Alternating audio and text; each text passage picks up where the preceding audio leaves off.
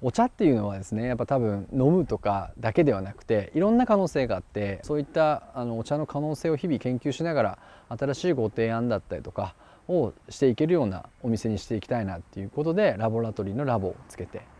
おります。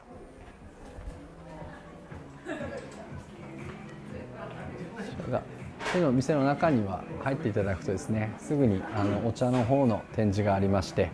でいろんな種類を見ていただきながら手に取って香りだとかを取っていただけるようになってます。でおむすびの方も今お出ししてまして、下陣っていう地区で取れる下陣米っていうお米ですねを使ったおむすび、これもおやつむすびっていう名前で販売してまして、人と人と、そこにお茶があってそれが結びついていくようなイメージを持っていただきたくて、おやつむすびっていう名前をつけて、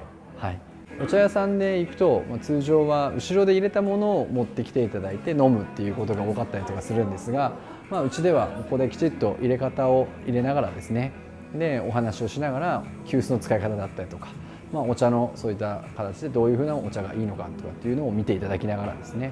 入れてるところです。一番上の段からシングルオリジンっていう単一品種になります。単一品種と2段目がブレンドですね。これはもう時間帯に応じてブレンドを変えてまして、時間帯に応じたお茶の飲み方をご提案するような形になってます。3段目がですね、フレーバーティー、水俣で育ったオーガニックで育ったレモンだったり、無農薬で南アジアで育ったイチゴだったり、イチゴもですね福岡のあまおうを使わせていただいたりとかもしてますし、発火のミントグリーンティーに関しては今日本発火っていう発火の方を使わせていただいて、で玄米茶の玄米は熊本県産の玄米ですね。で今度秋の方の発酵茶を今作ってまして、でこれが今イチョウ茶っていう秋の発酵ですね。お茶っていうのがどうしても摘んだ後から酵素っていう成分があるので、その酵素の成分が働いていくといろんな華やかな香りが出てくるんですね。最近私のこれ持論なんですけど、畑の中に入れる時に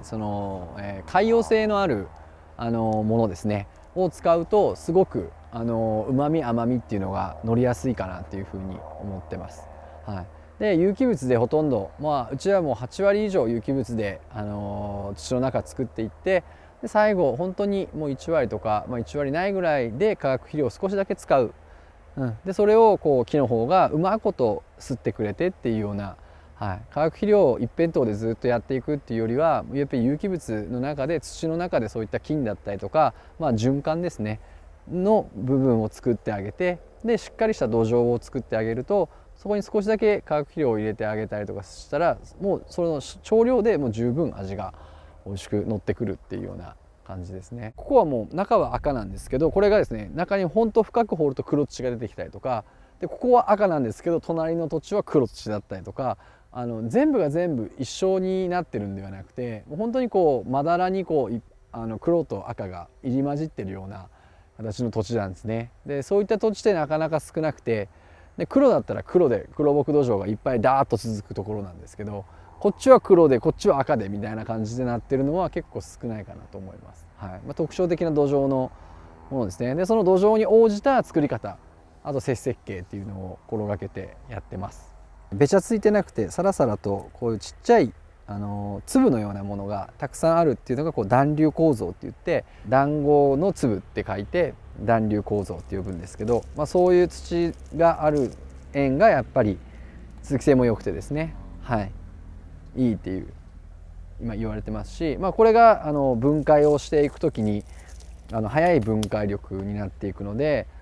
深く入って、これをまたかき混ぜながらですね、で堆肥だったりとか有機物っていうのが中にある土着菌っていう菌と結びついて、で菌がその有機成分を分解して、で菌が分解した時に窒素とか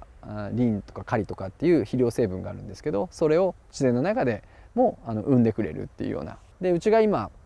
イカの完全発酵肥料を主に使ってまして、すごいアミノ酸値が高い今土壌になっててですね、でそれがそのうまみ甘みっていう部分ですね、お茶のをうちの方では作ってるような感じですね。土の状況をやっぱり分析かけたりとかもしますし、その掘り起こして今様相のところがどういうふうになってるのかっていうのも見ながらですね。でうちは一応もうその循環のできる土っていうのをすごく今目指して作ってるので、そういった有機物がどんだけ分解されていってるのかとか、どんだけこう深さが取れるのかとかっていうのも冬の間に調べながらですね見ていきますので、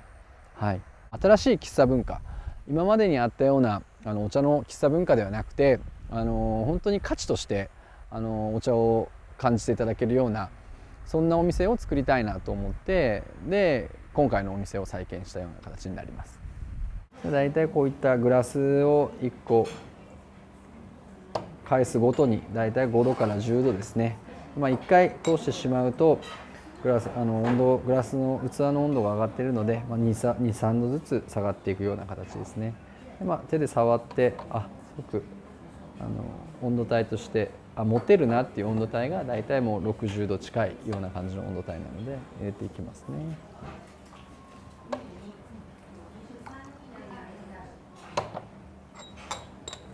でちょうど1分です。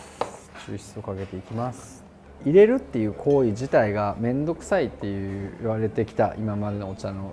感じなんですけど、でもこの行為をすることで本当に豊かさみたいなもの、生活の中でやっぱりどうしても簡単でですね、簡略化になってきてなんかせわしく動いてる中で、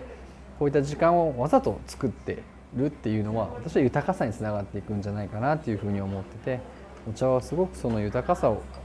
もたらしてくれるツールとすれば素晴らしいものかなと思うので、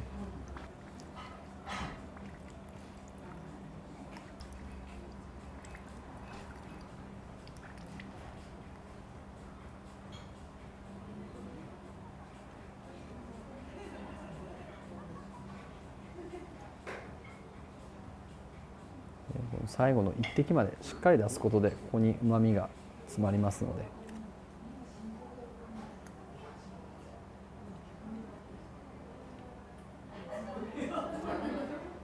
忙しいやっぱりせわしい今の世の中の中にはあって、お茶ってどんな存在なんだろうなと思った時に、なんかそういった生活の中にふと寄り添ってくれたりとか、やっぱご飯食べる時とかやっぱ和食に合うものっていうとお茶がやっぱ適材だと思いますし、お酒とかでの抽出だったりとかもやっぱり日本茶はすごく可能性があるんですね。でカクテルの材料として見てもこれから例えば日本らしいカクテルを作るってなった時もお茶を題材にっていうことで考えられる方はすごくこれから増えてくるんじゃないかなと思いますし、でこういった出てきた茶殻とかもそうなんですけど、やっぱただただ捨ててしまうっていうよりは何か活用性があればということで、うちはおむすびの方に茶殻を混ぜてで食べる方にしてます。でご家庭でもお茶殻ってですね、結構意外にゴミみたいに見えることが多いんですが、成分としては茶殻の方に多く必要成分あったりするんですね。でそういった成分を摂取していただくには水溶性じゃない水に溶けない不溶性の成分がいっぱいある茶殻をそのまま食べていただくっていうのが一番いいんですね。なので例えば納豆だったり朝ごはんの時の味噌汁だったりとかに茶殻をそのまま入れていただく。でもちろんこれを全部ですね丸ごと 100% 食べていくっていうことは厳しいと思うので、今よくあるのはコンポストだったりとか、堆肥とかそういったもので今度また畑に返すっていう考え方の方に考えてます。でうちとしても結構ですね、今茶畑がそこにもちょっと植えてるんですけど、そういったところに巻いてもう一回戻すとか、畑の方に巻いて戻すとか、コンポストだったりとかに入れて貯めて、でそれを分解させて、で今度はそれを肥料として今度畑に戻すとかっていうような取り組みをしてます。